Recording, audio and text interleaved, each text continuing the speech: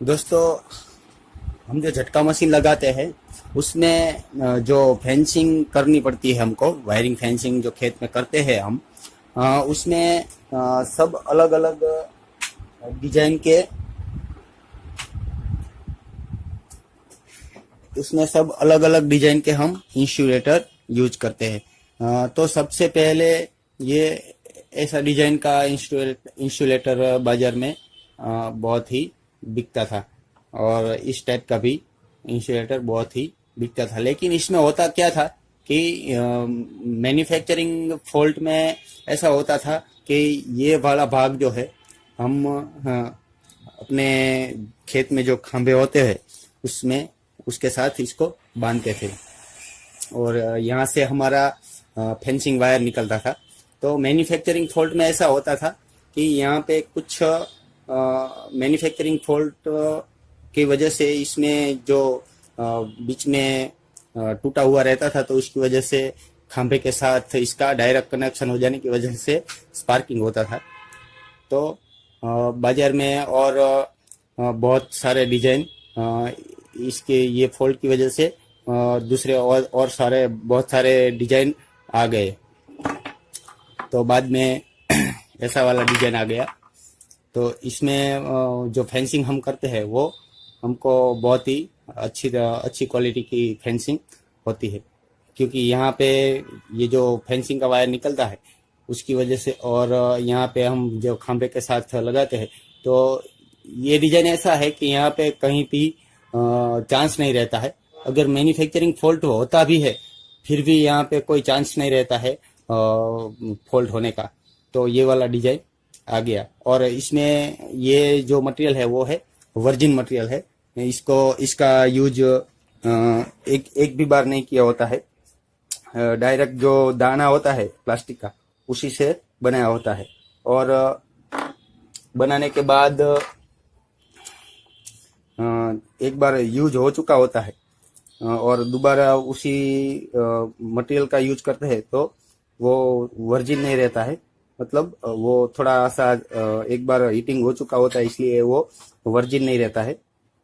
तो ये सस्ता वाला करने के लिए मैन्युफैक्चरर ऐसा भी बनाते हैं। तो इसमें भी 2-3 कलर है अलग अलग, ऐसा यूज होने लगा। तो ये सब कॉस्टिंग के हिसाब से सब अलग रहता है। ये भी वर्जिन ही है, लेकिन रेड मटेरियल है। ये वर्जिन है, वाइट मटेरियल है। और ये वर्जिन नहीं है, एक बार यूज हो चुका है, तो ये ब्लैक है। और ये भी देखो, ये भी वर्जिन नहीं है, एक बार इसका यूज हो चुका है। तो ये इंसुलेटर की बात होगी। तो उसमें कभी कभी क्या होता था कि हमारी जो कांटे वाली फेंसिंग होती है उसके आगे ये हमारा जो झटका मशीन की जो फेंसिंग है उसको करने के लिए बीच बीच वाला जो गैप होता है, कांटे वाली फेंसिंग और झटके वाली फेंसिंग का जो गैप होता है वो बहुत ही कम रहता था। देखिए, बहुत ही कम रहने की वजह से शॉर्ट सर्किट होने का चांस रहता था। तो उसका भी मैन्युफैक्चरर ने उसका ये इंसुलेटर बना दिया है। तो इसकी वजह से क्या होता है कि जो हमारी फेंसिंग की जो वायरिंग होती है वो पीछे कांटे वाली फेंसिंग से बहुत दूर रहने की वजह से ये फॉल्ट होने का भी चांस नहीं रहता है। इसमें भी 2-3 कलर अवेलेबल है, वर्जिन के हिसाब से और नॉन वर्जिन के हिसाब से सब इसका रेट भी अलग अलग रहता है। और बाद में आता है हमारा कॉर्नर। जो हमारे खेत में कॉर्नर पड़ता है तो वहाँ पे फेंसिंग करने के लिए ऐसा कॉर्नर भी आता है। दोनों हिस्से से वायर को अलग अलग करने के लिए ये कॉर्नर का भी यूज होता है। ये बहुत बढ़िया चीज है। हमारा जो कॉर्नर में वायर को इस बाजू से उस बाजू ले जाने के लिए कॉर्नर का यूज होता है। इसमें भी वर्जिन है और ब्लैक भी है। और बात आती है हमारे जो कंक्रीट का जो खंभा होता है उसमें ये जो इंसुलेटर लगाने में बहुत पहले दिक्कत रहती थी, तो उसका भी ये मैन्युफैक्चरर ने तोड़ निकाल दिया है कि इसके लिए क्या करें। तो ये है तकरीबन 6-7 इंच का है। तो हमारा जो कंक्रीट का जो खंभा है उसमें ये पूरा इसमें डाल के ऐसा, और पीछे नट लगा के हम कंक्रीट के खंभे में भी फेंसिंग कर सकते हैं। और इसमें कंक्रीट की जगह अगर एंगल हो, लोखंड का कोई एंगल हो, पाइप हो, ये इंसुलेटर लगाने के लिए भी ये छोटा वाला आता है। देखिए छोटा वाला आता है, तो इसमें भी हम अंदर चेक नट करके फेंसिंग कर सकते हैं। इसमें भी ये है, इसमें हम ऊपर से वायर डाल सकते हैं, ठीक है।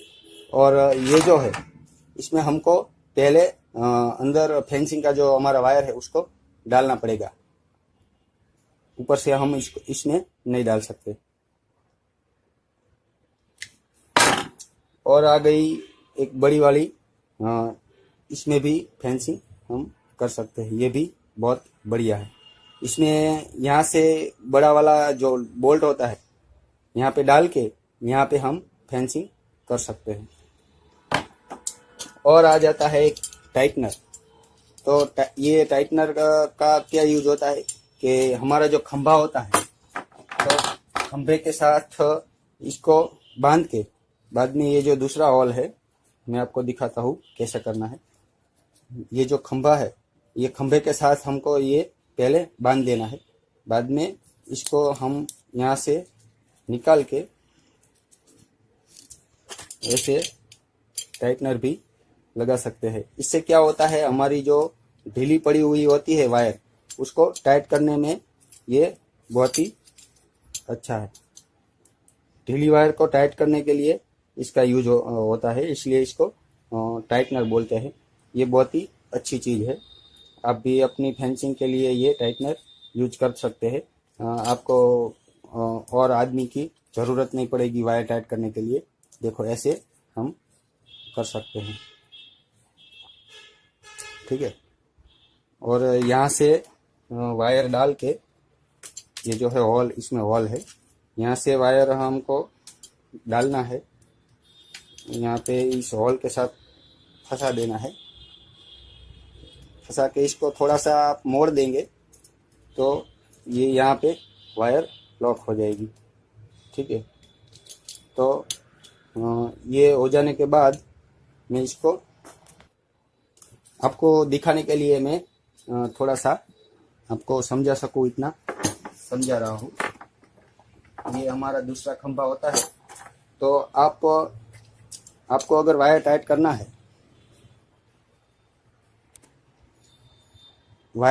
है, तो इसको ऐसे कोई भी पाना हो आपके पास, या कोई भी ऐसा हो इंस्ट्रूमेंट, इसमें पकड़ से भी आप कर सकते हैं। तो इसको जितना टाइट करेंगे उतना यहाँ पे लॉक हो जाएगा। ये देखिए मैं आपको लॉक दिखाता हूँ,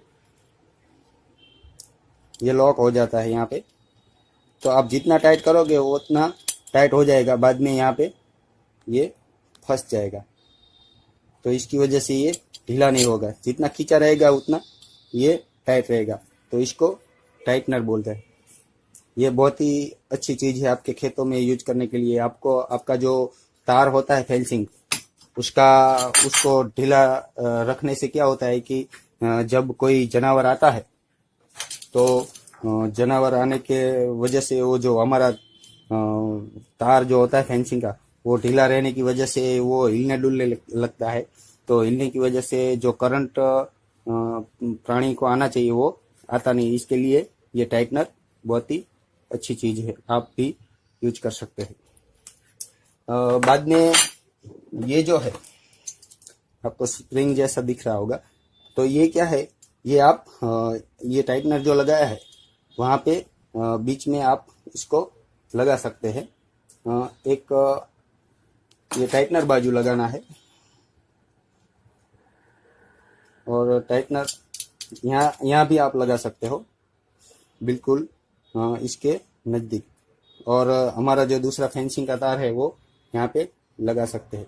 तो इसका लाभ क्या है कि अगर कोई जानवर इसके साथ जोर से दौड़ के आता है तो हमारा जो वायर टूटने का चांस रहता है वो इसमें नहीं रहता है, क्योंकि अगर हमारा वायर लंबा होता है तो ये स्प्रिंग भी लंबी होती है लेकिन टूटता नहीं है। देखिए ऐसे लंबा होता है लेकिन हमारा वायर टूटता नहीं है। ऐसे भी इंस्ट्रूमेंट यूज करते हैं लेकिन इसकी बहुत खास कोई ज़रूरत नहीं है। और एक है ये हैंडल।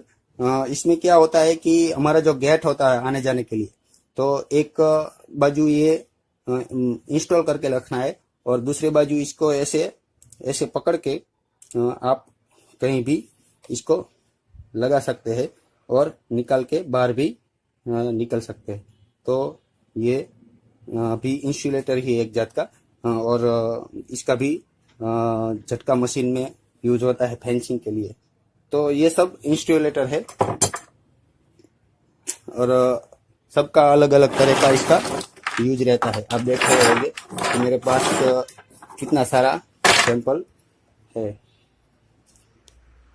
ये सब फेंसिंग के लिए ही यूज होता है। और आपको मैं सजेस्ट करता हूँ कि अगर आप फेंसिंग कर रहे हो तो ये इंसुलेटर के साथ ही करें, ताकि आपके जो फेंसिंग की वायरिंग की हुई है उसमें कहीं भी फॉल्ट ना रहे और जो झटका मशीन है हमारा पूरे वोल्टेज पे हम इसका यूज कर सके। ठीक है, अगर आपको मेरा ये वीडियो अच्छा लगता है तो लाइक कीजिए, शेयर कीजिए और सब्सक्राइब